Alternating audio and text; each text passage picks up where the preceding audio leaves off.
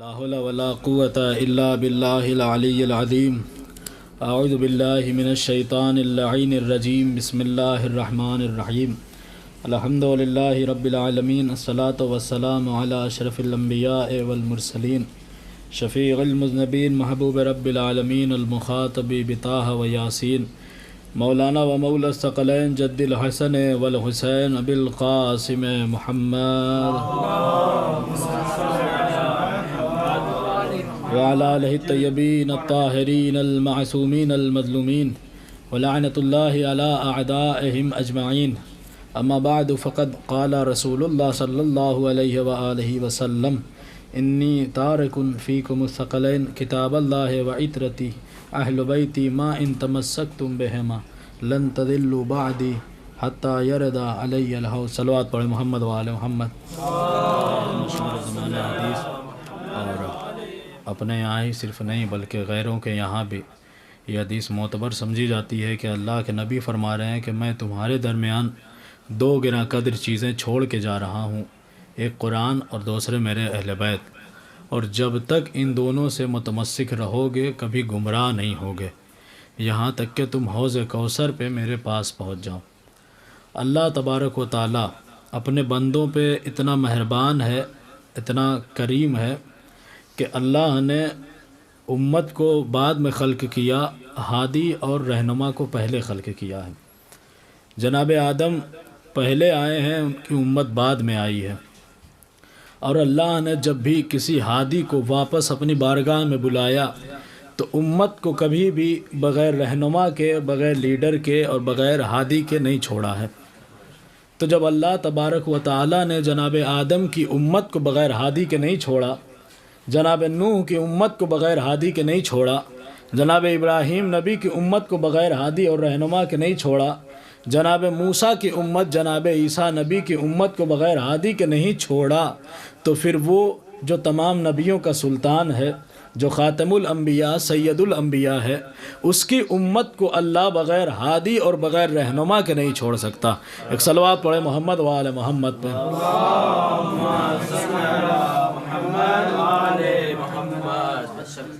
اس کی امت کو تو خدا بغیر ہادی کے نہیں چھوڑ سکتا.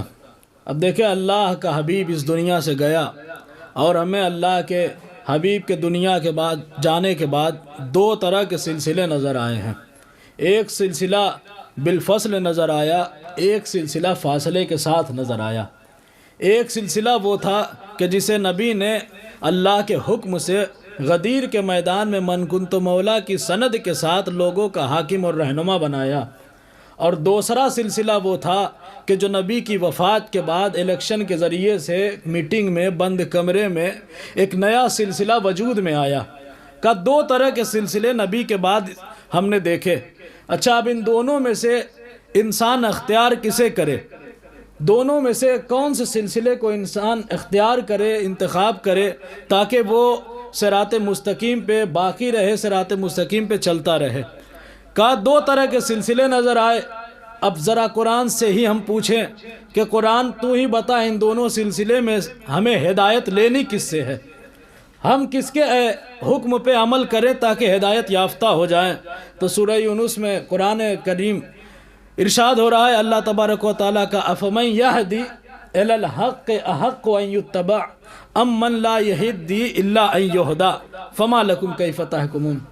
اللہ تبارک و تعالیٰ ارشاد فرما رہا ہے کہ وہ انسان کہ جو ہدایت کرتا ہے حق کی، وہ زیادہ حقدار ہے اس بات کا کہ اس کی اتباع کی جائے، یا وہ کہ جو خود تو ہدایت نہیں حاصل کرتا مگر یہ کہ خود اس کی ہدایت کی جائے؟ تمہیں کیا ہو گیا، تم کیسا حکم لگاتے ہو؟ یعنی دو طرح کے سلسلے اللہ نے بیان کر دیے. ایک وہ جو لوگوں کو ہدایت دیتا ہے، دوسرا وہ جو خود محتاج ہدایت ہے. ایک جو لوگوں کو ہدایت عطا کر رہا ہے اور دوسرا جو خود محتاج ہدایت نظر آ رہا ہے. ایک سلسلہ ایسا ہے کہ جو عمل کرنے کے لیے قرآن کی آیتوں کا محتاج ہے کہ اللہ آیتوں کو بھیجے تو ہم اس پہ عمل کریں، دوسرا سلسلہ وہ نظر آ رہا ہے جہاں آیتیں انتظار میں بیٹھی ہیں کہ یہ کوئی عمل انجام دے تو ہم ان کی شان میں قصیدہ بن کے نازل ہو جائیں، ہم ان کی شان میں قصیدہ بن کے نازل ہو جائیں۔ کا دو طرح کے سلسلے نظر آ رہے ہیں، ایک سلسلہ جو خود محتاج ہدایت، ایک سلسلہ جو ہدایت دینے والا، ایک سلسلہ جو آیتوں کا محتاج، دوسرا سلسلہ جہاں آیتیں انتظار کر رہی ہیں یہ عمل کریں تو ہم قصیدہ بن کے آئیں۔ اور یقیناً ایسا ہی ہوا، ورنہ فیصلہ آپ کریں، پہلے میرے مولا بستر نبی پہ آئے یا پہلے اللہ نے آیے ہجرت بھیجی؟ پہلے مولا بستر پہ آئے یا پہلے وَمِنَ النَّاسِ مَن یشری کی اللہ نے تمغہ عطا کیا، اللہ نے اعزاز عطا کیا؟ کہا ہر صاحب بشر کہے گا، ہر صاحب عقل کہے گا کہ پہلے امیر المومنین بستر نبی پہ آئے ہیں، اس کے بعد اللہ نے آیت بھیجی ہے۔ اب دیکھیں امیر المومنین آئے بستر پہ، مولا کی فضیلت اور مولا کی ذات سمجھیے۔ مسلمانوں کی ایک بہت چہیتی ماں جو قرآن کے رخ سے جنہیں ام المؤمنین کا لقب بھی ملا، عرض کرتی ہیں کہ نبی کریم صلوات اللہ وسلام علیہ کہ ان کے چہرہ اقدس سے اتنا نور ساطع ہوتا تھا، اتنا نور پھیلتا تھا کہ اگر کوئی سوئی بھی میری رات میں گم ہو جائے تو صرف ان کے چہرے کے نور کی روشنی میں تلاش کر لیتی تھی۔ کہ اتنا نور پھیلتا تھا نبی کے بدن سے کہ گمشدہ سوئی اندھیرے میں ام المومنین تلاش کر لے رہی ہیں۔ اب فیصلہ آپ کریں، ایک طرف اتنا نوری رسول ہے اور دوسری طرف کون؟ ہمارا مولا۔ اور محاصرہ کرنے والے کفار کہاں کے؟ کہ دور دراز سے، روم اور فرانس سے نہیں آئے تھے، بلکہ وہیں نبی کے ساتھ زندگی گزارنے والے تھے، مکہ کے افراد تھے۔ تو جب نوری رسول کے بستر پہ بغیر نور والا انسان دیکھیں گے تو کیا سمجھ نہ جائیں گے کہ یہ رسول نہیں بلکہ کوئی اور سو رہا ہے؟ مگر پوری رات رسول سمجھ کر محاصرہ کیے رہنا یہ بتا رہا ہے کہ بستر پہ سونے والا انسان بھی رسول جیسا ہی نوری بشر ہے، رسول جیسا ہی نوری بشر ہے۔ دیکھیں ہمارا مولا آ گیا بستر رسالت پہ، مولا بستر رسالت پہ سوئے، چین کی نیند سوئے، اطمینان سے سوئے ہیں، ایسا سوئے ہیں کہ معاملہ نفس کا ہو گیا۔ اب خدا سے بڑھ کے کون جوہری اور خریدار ہو سکتا تھا؟ خدا نے دیکھ لیا میرا بندہ علی سو رہا ہے، میرے بھروسے پہ سو رہا ہے، اس کا جان و دل کسی اور طرف مصروف نہیں ہے، تو اللہ نے بھی شب ہجرت حضرت امیر کے نفس کو خرید لیا، اپنی رضائیں اللہ نے حضرت امیر کو سونپ دی۔ یہ تو ایک منظر تھا۔ اب دوسرا منظر بھی دیکھ ہی لیا جائے۔ مسلمان بڑے جوش میں خوش ہو کے پڑھتے رہتے ہیں، ہزاروں عشق کے دریا بہے اس ایک قطرے سے، نبی کے رخ پہ جو آنسو گرا صدیق اکبر کا۔ کہا شب ہجرت دو طرح کے کردار نظر آئے ہیں۔ ایک کردار ہمیں ایسا نظر آیا کہ جو دشمنوں کی کھینچی ہوئی تلواریں اور ابے ہوئے نیزے کے سائے میں چین سے سو رہا تھا۔ دوسرا کردار نظر آیا جو شب ہجرت نبی کی معیت میں نبی کے ساتھ غار میں محفوظ تھے۔ اب دونوں کا ہی نتیجہ کیا نکلا؟ دونوں کا ہی کردار کیا تھا؟ کہا جو تلواروں کے سائے میں تھا وہ چین سے سوتا رہا، جو نبی کے ساتھ محفوظ تھا وہ بھی بڑے اطمینان سے روتا رہا، وہ بھی بڑے اطمینان سے روتا رہا۔ اچھا اگر ہم ان دونوں تصویر کے رخ کو ذرا بدلیں، یعنی کیا مطلب؟ کہا جو غار میں محفوظ ہے اسے بستر نبی پہ لٹا دیں، جو بستر نبی پہ ہے اسے نبی کے ساتھ غار میں کر دیں، تو تصویر کیا خوبصورت نکلے گی۔ اما جب غار میں معمولی سے خطرے کا وہم اتنا رلا گیا کہ صدا آئی لا تحزن، ڈرو مت، تو پھر دشمن کی کھینچی ہوئی تلواریں دیکھ کر کیا حالت ہو جاتی؟ کیا بلیوں کو دیکھ کر مرغی شور مچائے؟ حالت کیا ہو جاتی؟ جرار کو فرما کے اسد اللہ جزا دے دی، فرار کو فرما کے لا تحزن سزا دے دی۔ کچھ اس انداز سے حیدر نے اپنی جان نچھاور کی، مسرت میں علی کو کبریا نے ہر رضا دے دی۔ صلوات پڑھے محمد یا علی۔ सलवात पढ़ दे मोहम्मद वाले मोहम्मद।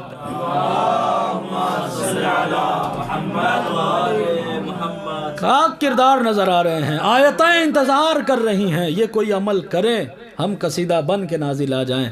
बिस्तर पे आए अल्लाह ने आयत भेज दी, मसनद इल्म पे आए अल्लाह ने आयत भेज दी, मैदान जंग में लड़े कअन्नहुम बुनियानुन मरसूस की सनद दे दी, मसनद इल्म पे आए वमन इंदहु इल्मुल किताब की सनद दे दी। अमीरुल मोमिनीन ने हालत रुकू में नमाज में ज़कात दी, अल्लाह ने विलायत का ताज आपके सर पे रख दिया, अल्लाह ने विलायत का ताज सर पे रख दिया अमीरुल मोमिनीन के। फैसला दुनिया करे, एक तरफ सिलसिला ऐसा है जहाँ शरई मसाइल बेटियों से पूछा जाता है, तो दूसरी तरफ सिलसिला ऐसा है कि जहाँ मिंबर कूफा से दावे सलूनी किया जा रहा है।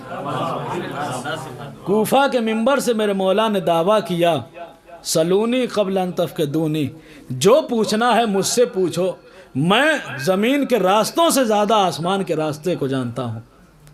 अब देखें ज़माना ऐसा है कि जहाँ अब लोग दिलों में कुछ लोगों के नासबियत बड़ी उमड़ रही है, और हज़रात ने देखा भी होगा माह रमज़ान में किस तरह से लोगों ने बिल्कुल वाज़ेह हदीस अना मदीनतुल इल्म वालियुन बाबुहा की सनद का इनकार किया है, अमीरुल मोमिनीन के मौज़े रद्दुल शम्स का इनकार किया है।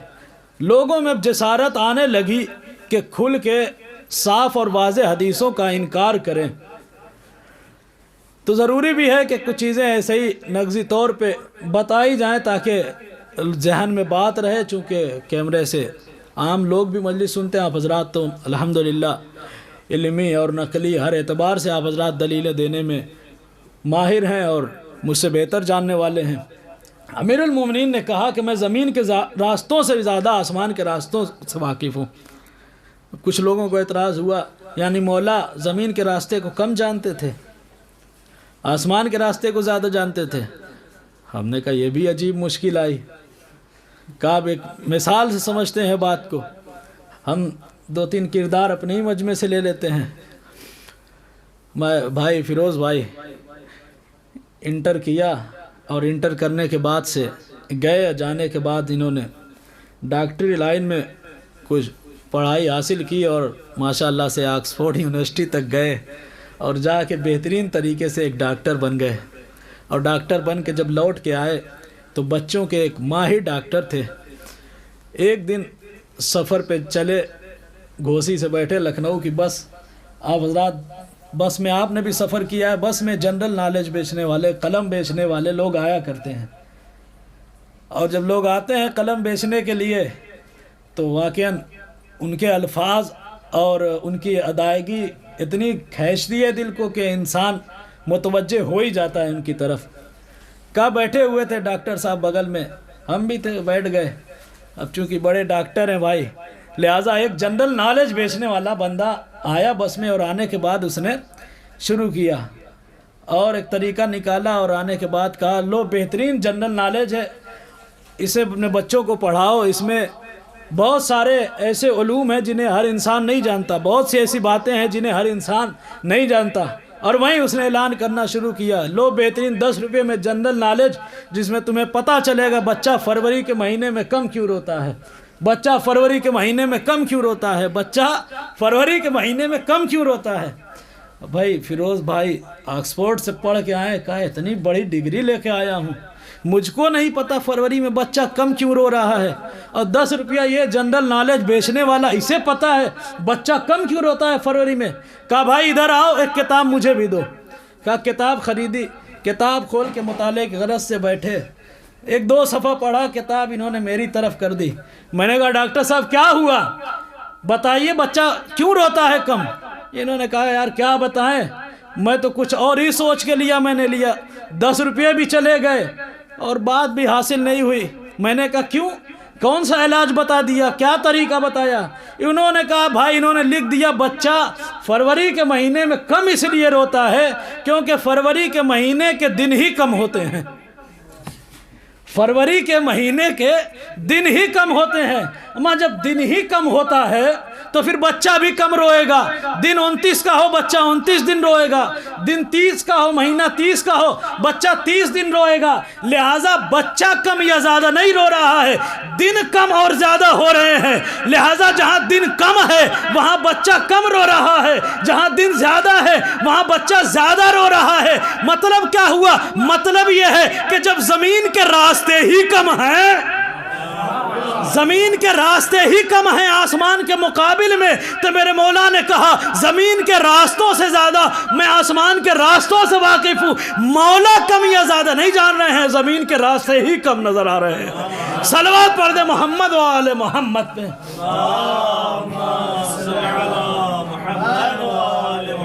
کہا زمین کے مقابل میں آسمان بہت بڑا ہے, زمین تو اس کے مقابل میں کم ہے. امیر المومنین دعویٰ کر رہے ہیں. دو طرح کے سلسلے نظر آئے. ایک سلسلہ ایسا تھا جو وقت گزرنے کے ساتھ حالات کی گردش میں ختم ہونے والا تھا, جو ختم ہو گیا. دوسرا سلسلہ وہ تھا کہ جسے قیامت تک باقی رہنا تھا. کیونکہ وہ نبی کے جو بغیر وحی کے بولتا نہیں ہے, وہ کہہ چکا ہے کہ اگر اس کے دامن کو تھامو گے تو تم تب تک گمراہ نہیں ہوگے جب تک کہ تم نے دامن کو تھاما ہے, یہاں تک کہ حوض کوثر پہ آ جاؤ. یعنی اس سلسلے کی ضمانت اللہ کا نبی لے رہا ہے, دوسرے سلسلے کا ضامن کوئی نہیں. اس سلسلے کا ضامن اللہ بھی ہے اور اس کا پروردگار بھی ہے. دو طرح کے سلسلے نظر آئے ہیں, اور الحمدللہ جس نے بھی ان دونوں سلسلوں میں سے جو حق کا راستہ تھا اسے تھاما, وہ دنیا میں بھی کامیاب ہوا اور آخرت میں بھی کامیاب ہے. سلسلہ کون؟ قرآن اور اہل بیت, دونوں کو دامن ہمیں تھامنا ہے. اور جس نے بھی ان دونوں میں سے کسی ایک کا دامن چھوڑا ہے گمراہ ہو گیا, ہلاک ہو گیا. تاریخ بھری پڑی ہے کہ جس نے بھی اہل بیت کا دامن چھوڑا کس طرح سے رسوا ہوا, اور جس نے بھی قرآن کا انکار کیا کس طرح سے, جب قرآن ہی کا انکار ہونے لگے تو دھیمے دھیمے اہل بیت کا بھی انکار کر بیٹھتا ہے انسان. اور انڈیا میں وسیم مرتد اس کا بہترین گواہ ہے, ہم نے دیکھا بھی ہے. پہلے قرآن کی آیتوں کا انکار کیا اور دھیمے دھیمے اسلام کے دائرے سے ہی خارج ہو گیا. لہٰذا ہم اور آپ دعا کرتے رہیں ہمیشہ کہ معبود ہمیں کبھی بھی در اہل بیت سے دور نہ کرنا, کبھی بھی احکامات قرآن پہ عمل کرنے سے ہمیں غافل نہ کرنا. اہل بیت اور قرآن متمسک ایک دوسرے سے ساتھ رہتے ہیں, کبھی بھی جدا نہیں ہوتے. امت نے چاہا کہ قرآن کو اہل بیت سے جدا کریں, اہل بیت کو قرآن سے دور کریں, اور طرح طرح سے حربے استعمال کیے ہیں, ان کے خلاف سازشیں کی. کبھی قرآن کو نیزے پہ اٹھا دیا, کبھی سر اہل بیت میں سے کسی کے سر کو نیزے پہ بلند کر دیا. کبھی دنیا والوں نے قرآن کے اوپر تیر چلائے, کبھی اہل بیت کے افراد کے اوپر تیروں کی بارش ہوئی, کبھی نیزے چلے, کبھی زہر سے شہید کیا. ارباب اعظام,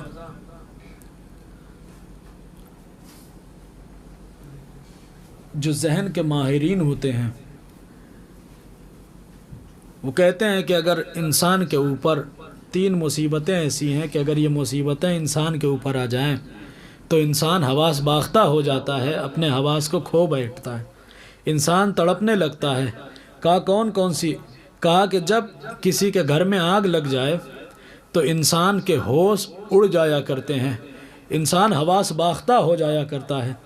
دوسری کہا جب زلزلہ آ جاتا ہے انسان پریشان ہو جاتا ہے اور بے اختیار بھاگتا ہے. تیسری جب نظروں کے سامنے کوئی عزیز دنیا سے چلا جائے, جب خصوصاً سامنے جوان بیٹا مر جائے تو انسان کا ہوش و حواس سالم نہیں رہتا ہے, کچھ دیر کے لیے انسان پریشان ہو جاتا ہے. اللہ اکبر, ان تینوں میں سے اگر ایک مصیبت بھی کسی پہ آ جائے تو انسان ہوش کھو بیٹھتا ہے. اللہ جرأت زینب دلگیر, جناب زینب پہ ان تینوں میں سے ایک مصیبت نہیں بلکہ تینوں مصیبتیں ایک ساتھ آئی ہیں. ارباب اعزا, کسی کے گھر میں آگ لگ جائے انسان ہوش کھو بیٹھتا ہے۔ ذرا سوچئے زینب کے گھر میں جب شام غریبہ میں آگ لگی ہے تو ایسی آگ لگی کہ جس آگ نے دامن سکینہ کو بھی نہ چھوڑا، کمسن بچی کے دامن میں آگ لگ گئی۔ ارباب اعزاز، دوسری مصیبت جب کسی پہ نازل ہو تو انسان ہوش کھو بیٹھتا ہے۔ کہا کہ جب زلزلہ آ جائے تو انسان ہوش کھو بیٹھتا ہے، انسان بے اختیار بھاگنے لگتا ہے۔ جب حسین ابن علی کے سر و تن میں جدائی ہوئی، کربلا کی زمین پہ زلزلہ آ گیا، فرات کا پانی نیزوں اچھل رہا ہے، مگر اللہ اللہ صبر زینب دلگیر صحیح اور سالم اہل بیت کی عورتوں کی حفاظت کر رہی ہیں۔ کہا جب کسی کی نظروں کے سامنے جوان بیٹا دنیا سے جاتا ہے تو انسان ہوش کھو بیٹھتا ہے۔ زینب کی نظروں کے سامنے ایک جوان نہیں 18 بنی ہاشم کے لاشیں ہیں، لاشوں کے درمیان علی کی بیٹی تنہا کھڑی ہوئی ہے۔ صبر ایسا، استقامت ایسی ہے کہ آپ کی پشت پہ وقت کا امام ہے اور امام کو جلتے ہوئے خیمے سے بچا کے لا رہی ہے۔ اللہ اکبر۔ حضرت علامہ حافظ کفایت حسین علی اللہ مقامہ، اللہ کروٹ کروٹ جنت نصیب کرے، انہوں نے ایک مصائب کا جملہ کہا، عرض کرتے ہیں کہ لوگ کہتے ہیں کہ حسین کربلا میں ذبح ہو گئے اور زینب شام چلی گئی۔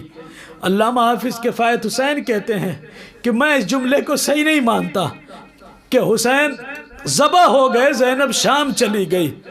کہا کہ اسلام میں ہر جانور کا ذبیحہ الگ ہوتا ہے۔ کہا چوپائے کا ذبیحہ یہ ہے کہ اس کی رگوں کو کاٹا جائے، گردن پہ چھری کو پھیرا جائے، مگر مچھلی کا ذبح اسلام میں یہ ہے کہ بس اسے پانی سے باہر نکال دو، یہی مچھلی کا ذبیحہ ہے۔ علامہ نقل کرتے ہیں حسین کا ذبح وہ تھا جو شمر نے اپنے خنجر سے کیا، مگر زینب کا ذبیحہ یہ تھا کہ زینب جیسی پردہ دار بیوی کے سر سے چادر کا چھیننا، زینب کو تازیانے مارنا، ارے یہ تازیانے نہیں لگ رہے ہیں، علی کی بیٹیاں ذبح ہو رہی ہیں، یہ چادریں نہیں چھن رہی ہے، زینب ذبح ہو رہی ہے۔ اللہ اکبر۔ علی کی بیٹیاں سروں سے چادریں چھین لی گئی، علی کی بیٹیوں کو اسیر کر کے کربلا سے کوفہ کی طرف لے چلے۔ ارباب اعزاز کتنی سخت منزل ہے، نہ محمل تھا نہ ہودج، بے کجاوا اونٹ، پشت پہ علی کی بیٹی زینب دلگیر قافلے کے ساتھ چل رہی ہے۔ عالم کیا ہے؟ عالم یہ ہے ہاتھ پسے گردن بدھے ہوئے ہیں۔ ارباب اعزاز، آپ حضرات نے اپنے گھر میں اپنے بھتیجوں کو، اپنے بھانجوں کو کھلایا ہے، کبھی ان کے ساتھ کھیلا ہے۔ جب بچے آپس میں کھیلتے ہیں تو آپ نے ایک منظر دیکھا ہوگا کہ اگر کھیل کھیل میں کسی بچے کو چوٹ لگ جاتی ہے اور بچے کو چوٹ لگ جائے، بچہ روتا ہوا آتا ہے، چچا مجھے چوٹ لگ گئی، چچا فلاں دوست نے مجھے مار دیا، تو آپ کا ریئیکشن کیا ہوتا ہے؟ کہا اتنا ہی کرتے ہیں کہ اپنا ہاتھ اس بچے کو زخم پہ جہاں چوٹ لگی ہے بس پھیر دیتے ہیں، اور پھیرنے کے بعد کہتے ہیں مت رو میرے لال، میں نے زخموں پہ ہاتھ پھیر دیا، ابھی زخم ٹھیک ہو جائے گا، ابھی چوٹ کم ہو جائے گی، مت رو۔ اور اس محبت اور شفقت کی وجہ سے اس بچے کی آواز تھم جاتی ہے، سسکیاں خاموش ہو جاتی ہے، آنسو رک جایا کرتے ہیں۔ کیوں؟ کیونکہ کسی نے دست شفقت پھیر دیا، کسی نے محبت سے زخموں پہ ہاتھ پھیر دیا۔ اب ذرا تصور کرو کہ جب قافلہ کربلا میں داخل ہوا تو مقتل یہ کہتا ہے کہ جب قافلہ داخل ہوا کوفہ کی چھتوں سے عورتیں پتھر مار رہی تھی۔ ارے جب ننھی بچی سکینہ کو پتھر لگا، بچی آئی آ کے کہا اے پھوپھی اماں مجھے پتھر لگا ہے، اے بھیا سجاد مجھے پتھر لگا ہے۔ ارے بیویاں کیا کرتی؟ ہاتھ پسے گردن بدھے تھے، بھیا کے ہاتھوں میں ہتکڑیاں تھی، زخموں پہ ہاتھ بھی تو نہیں پھیر سکتی علی کی بیٹیاں۔ اللہ اکبر۔ زخموں پہ ہاتھ تک نہ پھیر سکی علی کی بیٹیاں، بچیاں تڑپ رہی ہے، فریاد کر رہی ہے، ہاتھ پسے گردن بدھا ہوا ہے۔ بس ارباب اعزاز مجلس تمام ہو گئی، قافلہ کوفہ سے شام کی جانب چلا۔ آپ حضرات مقتل میں پڑھتے ہیں کہ جب کربلا میں شہید سب دنیا سے رخصت ہو گئے ہیں نا، تو چند بچے باقی تھے، اور جب بچے ماؤں کے ساتھ چلے ہیں، جب ماؤں کے ساتھ چلے اور قافلہ شام میں پہنچا ہے تو صرف گنتی کے کچھ بچے باقی رہ گئے تھے۔ کہا یہ باقی بچے کیا ہوئے؟ کہا باقی بچے جب قافلہ کربلا سے چلا ہے، ماؤں کی گود میں بچے بیٹھے تھے، ماؤں کے ہاتھ پسے گردن بدھے تھے، بدھے ہوئے ہاتھوں سے بچوں کو سنبھالنا، وہ بھی اونٹ کی برہنہ پشت پہ، کتنا مشکل کام ہے۔ اے ارباب عزا، ماؤں کی گود میں بچے ہیں، ظالم اونٹ کو دوڑاتے ہیں، ماؤں کی گود سے بچے چھوٹ کے زمین پہ آتے، جب بچے زمین پہ آتے مائیں تڑپ کے کہتی اے ظالموں ذرا قافلے کو روکو، میرا بچہ گر گیا۔ ارے ظالم اونٹ کو دوڑا دیتے۔ اور بابیزہ کتنے بچے کربلا سے لے کے شام کے راستے میں شہید ہو گئے۔ لیکن جب علی کی بیٹی جناب زینب نے دیکھا کہ بیبیاں بین کر رہی ہیں، قافلے نہیں رک رہے ہیں، تو ایک مرتبہ علی کی بیٹی نے ایک طریقہ اختیار کیا کہ جب جب کوئی بچہ اونٹ سے گرا، زینب نے خود کو اونٹ کی پشت سے گرا دیا، زینب نے خود کو اونٹ کی پشت سے گرا دیا۔ ارباب اعزاء، آپ تصور کریں، آپ تصور نہیں کر پائے، علی کی بیٹی نے اپنے آپ کو اونٹ کی پشت سے گرا دیا۔ ارباب اعزاء، کتنی سخت منزل ہے۔ جناب عباس علمدار ایک ذاکر کے خواب میں آ کے کیا کہتے ہیں کہ تم تو میرے مصائب پڑھتے ہی نہیں۔ اس نے کہا مولا میں سب مصیبت پڑھتا ہوں، آپ کا خیمے سے رخصت ہونا بھی پڑھتا ہوں، فرات پہ قبضہ کرنا بھی پڑھتا ہوں، پانی کو نہ پینا بھی پڑھتا ہوں، ہاتھوں کا کٹنا بھی پڑھتا ہوں، تیر سے آنکھوں کا چھدنا بھی پڑھتا ہوں، سر پہ گرز کا لگنا بھی پڑھتا ہوں، مولا میں تو ہر مصیبت پڑھتا ہوں۔ حضرت عباس نے کہا تم میری وہ مصیبت تو پڑھتے ہی نہیں جو سب سے زیادہ شاق گزری ہے۔ کہا مولا کون سی مصیبت ہے؟ حضرت عباس کہتے رہے جب کوئی بلندی سے گرتا ہے اپنے ہاتھوں کو ٹیک دیتا ہے، مگر میں منہ کے بل زمین پہ آیا۔ اے ارباب عزا اب غور کرو، علی کی بیٹیوں کے ہاتھ پسے گردن بدھے تھے، زینب نے خود کو اونٹ کی پشت سے گرایا۔ ارے بازو تھے بدھے پشت پہ اور باز کھلے تھے، ہائے زینب ایسے ہی گری جیسے کہ عباس گرے تھے۔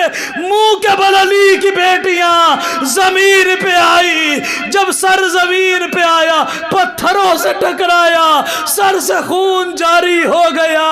اے علی کی بیٹی تیرے صبر کو ہمارا سلام، اے زینب دلگیر تیری جرأت کو ہمارا سلام، جو تو نے بعد حسین حسینی بچوں کی حفاظت کی۔ وَسَيَعْلَمُ الَّذِينَ ظَلَمُوا أَيَّ مُنقَلَبٍ يَنقَلِبُونَ إِنَّا لِلَّهِ وَإِنَّا إِلَيْهِ رَاجِعُونَ رِضًا بِقَضَائِهِ وَتَسْلِيمًا لِأَمْرِهِ۔